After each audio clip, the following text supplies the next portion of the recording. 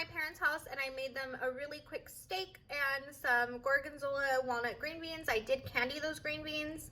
It's a really easy recipe from start to finish, so I'm gonna just get right into it and show you how to do it.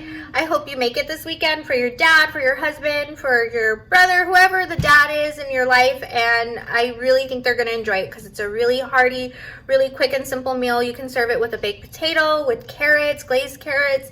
You could do macaroni on the side. You could do a lot of different sides. So the green beans are just kind of a suggestion I have, but you can do really whatever you want. So I'm gonna go ahead and get into it right now, show you how I do it, and I hope you make it. Tag me if you do. Let me know. Make sure to subscribe to my channel and like this video. I do have a really big video coming up this weekend on Saturday, so make sure you stay tuned for that, and I have a big announcement and contest coming up on that one, so make sure you watch. So I have the flank steak. So this is fresh flank steak from H-E-B, so you can find a good quality of this in the meat aisle. They usually range from about $10 to $13.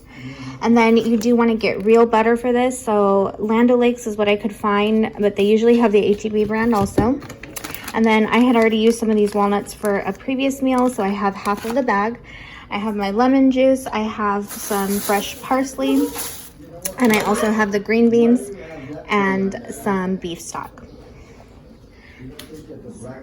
So for the pans, we're gonna use this for our green beans, just a little frying pan. My favorite pan, the ceramic pan. And then this is going to be to candy our walnuts because we're going to candy them. And I'll show you how to do that. It's very, very easy. So for this meal, what you're going to do first is you're going to cut your parsley and cut your garlic first. Mince your garlic up because this meal is going to cook so quickly that you really want these things already handy, or else you're going to struggle and you're going to overcook your steak. All right, so you're gonna cut up your parsley and then you're going to get some garlic. For this recipe, for the steak, we're gonna use garlic for the steak and for the Gorgonzola green beans. So I'm gonna get about, I know this seems like a lot, but I'm gonna get about 6 cloves of garlic. And we're gonna start crushing those. And me and my mom are gonna test out that. If you watch my Instagram stories, you saw that I got this at Walmart. So we're gonna test this out and we're gonna use the crusher, but I might just slice one of them just to kind of see. So let's test this out and see. So what you should be able to do with a garlic press, I don't know, is just put a garlic in there and crush. Oh, yeah, they worked out pretty good. You don't have to press as hard as mine because mine is a lot thicker. It came out good, look. Mm-hmm. Very good. This one's nice too because you don't even have to press as hard as the one I have. On the one I have, it's kind of hard to press down. And then you just take the garlic first one. And then you just keep going. So for some of them, I think you're gonna have to cut it in half because they're gonna be too big. But this one works good, Mom. That's good. I'm surprised because a lot of them don't work that well. I've gotten other one too, and you said you got one, right? And yeah, I got one. It was awful. So we'll do one more for our steak. I saw one at H-E-B yesterday too, but this one is definitely one I would recommend. I'll do the sliced one for the green beans and see how that one works. So yes, I recommend this for sure. Go get it from Walmart. It was $8. All right, so you're just going to take your parsley and roughly chop it. You just want it to be easy to apply to the top because this is obviously just kind of like a garnish to make it prettier, but parsley does, when it's fresh, it does add a little bit of flavor to it also, but it's really more just for looks. So you'll have those two things ready, and then you can set this cutting board aside so that you can have that ready, and you will get another cutting board. All right, so you're going to take your flank steak. So this flank steak, is about $12, and I believe it'll feed a good lunch portion for the amount of people that I'm going to be feeding. You see how it had a little tucked underneath it? So what you're going to do with your flank steak is you're going to take it and you're going to cut it.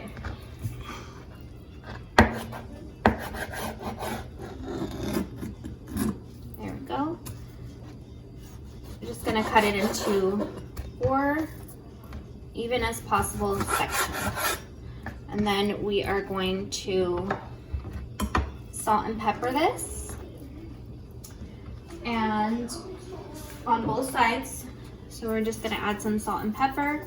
And that's all the seasoning that it's gonna need. And then we're gonna just let it sit here while we get our pan ready. So just salt and pepper to both sides.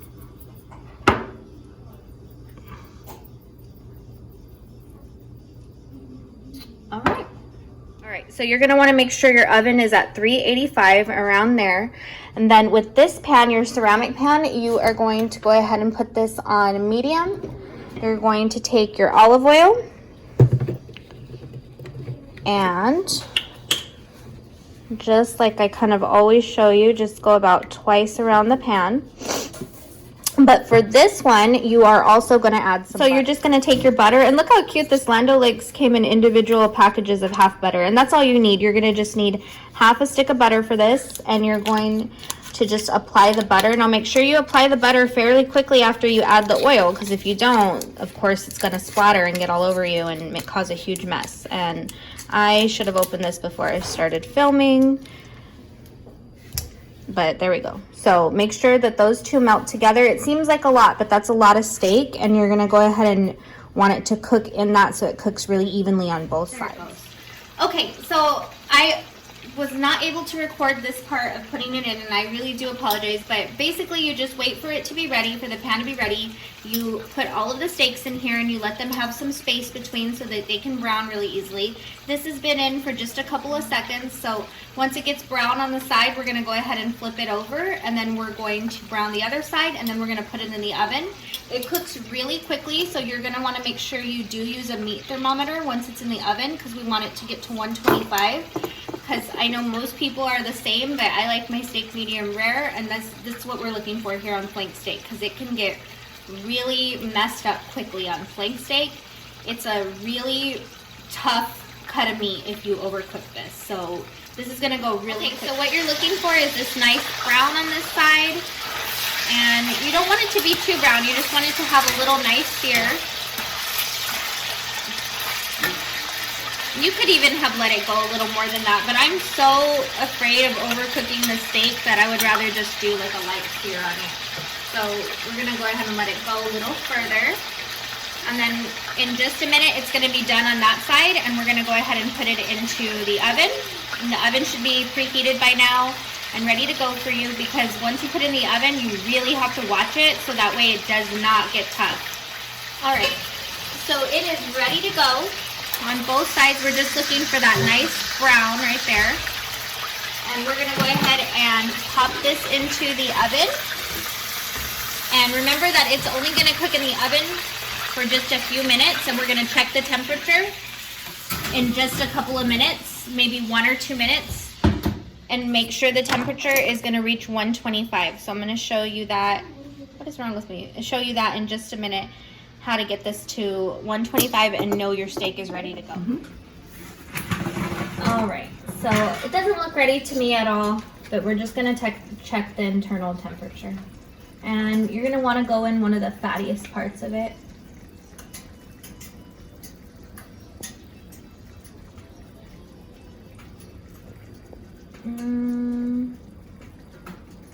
Because remember that when you have it resting, it's going to cook a little too. So it actually may be ready. Yeah, it actually is. It's at 125. It actually is ready. So we're going to take this out. put it right back on our burner. And then all you're gonna do, because that burner, remember I left it on because I'm going to make a pan sauce, is you're gonna take your tongs, take a cutting board, and the reason that you're gonna not cook it all the way, I know it seems like that looks raw still. Remember, it's gotta sit and rest on the pan. And so it's going to go ahead and sit and finish cooking. So it should look like this. And then we're gonna just let that sit. We're gonna focus on our sauce and we're gonna make our green beans. And this takes a total of 10 minutes. All right, so in this pan, this actually had a lot of oil and butter left over already. So it's really not gonna need much. You could do about two teaspoons of butter, I think would be more than enough. And then you're going to just kind of get some of those pan juices up from the steak where you had your steak browned. Let that butter cook off a little bit. You're gonna let the butter cook down. Okay, and I told you this is gonna go fast, so we're gonna add all that garlic that we did earlier. You're going to just put your garlic in. Remember, garlic cooks super quick. So all we're gonna do with the garlic is just brown it. And you wanna stand here and watch it. You're not gonna move from this pan, because if you do, your sauce is gonna get ruined.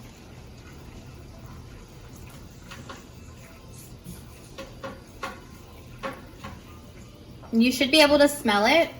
Once you start smelling the garlic and getting that nice fragrance, you should be ready to go to add your white wine or beef broth. Now, I'm gonna do beef broth because that makes it a little more kid-friendly. And honestly, the people I cook for usually don't like the taste of wine. So that's just a personal thing. If you wanna add the wine flavor, it would definitely make this more rich, a better flavor. So we're gonna do about, let's say, half a cup of beef stock or beef broth, or you could even, what I actually did is I got one of those beef bouillon cubes and I put it in some water and I put it in the microwave for 5 minutes, and that's how I got that stock. And then you're just gonna let this simmer. Now your garlic you shouldn't have to stress about it as much because you put that liquid in. So with the liquid, it's not gonna have that burning factor anymore. All right, so we're doing our green beans again. And we just stab them, if you recall. Stab, and then we steam them in the microwave. It's literally that simple. You put it on, 3 minutes, start. And then this should still be going. You want to give it a quick stir. Okay, so for our green beans, we're going to heat the pan up on a medium. So we're going to heat this pan with a little bit of olive oil. And we're also going to heat some olive oil in this little pan that you see behind it. And that is plenty of olive oil for the green beans. And then you're gonna add a little bit of olive oil over here. That's probably a little too much. Just add it over here. Okay, so what you're gonna do is you're gonna let both of those heat up. This, you wanna come back to it, give it a little stir. It should be smelling really good. You should have like this really abundant, really strong flavor. I'm gonna add a little bit more. And you can, if you see it getting a little too evaporated, you can add a little bit more stock, and it should have that really pretty silky kind of gloss on top of it for your sauce. And you want to make sure that this is on low, because we want to just cook that on low. We're going to let these pans heat up really quick, and we're going to candy our walnuts and then make our green. Okay, so both of my pans are pretty much ready. My green beans have already beeped and telling me they're ready. So this is also going to go pretty quickly here now. We're going to just throw our walnuts in here.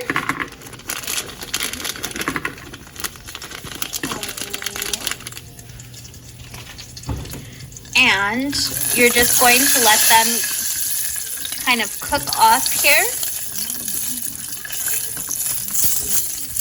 And this is gonna be just a quick little cook that you do. And then you're going to do just a little bit of sugar, actual sugar, like grated sugar.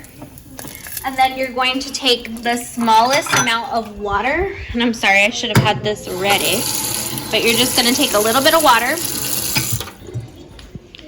And you're going to go ahead and throw the water in there. And that's gonna start creating a little glaze. And you can actually turn this one to low now. And we're gonna create a little candied walnut effect here. And let those cook off. And that pan is going to go down to low. Just gonna put that like that. And then remove it from the heat and take it off, and those will finish candying. And by the time we're done making our green beans, we will be ready to go. So I'm gonna get my green beans.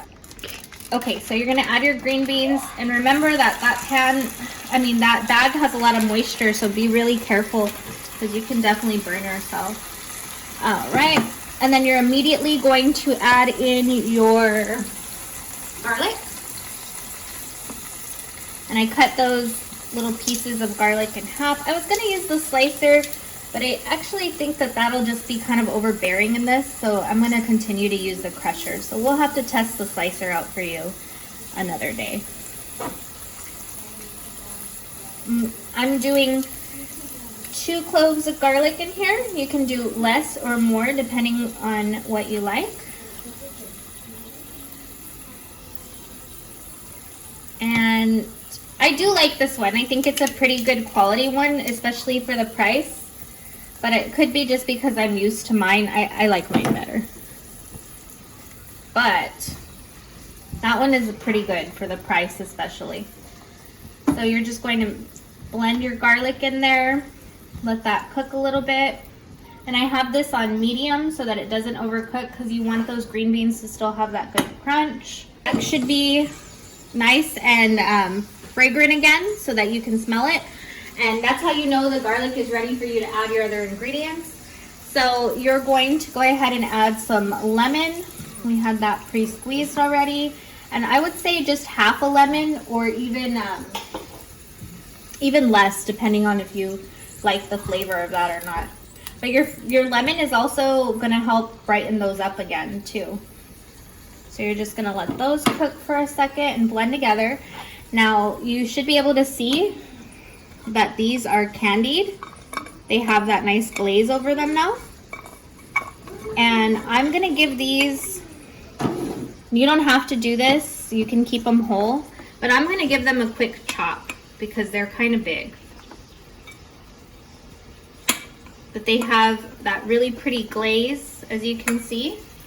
I'm gonna take my knife, stop guys. I'm gonna take my knife and just do a really rough, thick chop on those. And that's how you candy walnuts. So simple. And they're just really just to give these like an extra kind of flavor here. And then I'm gonna take my walnuts, throw them in. Not you, Mr. Garlic Shell. All right. And it should have this kind of white film down here. And that's how you'll know that juice is cooking and you're done. I'm gonna take this off the heat also. Take this off the heat and we'll add our Gorgonzola cheese as we plate it.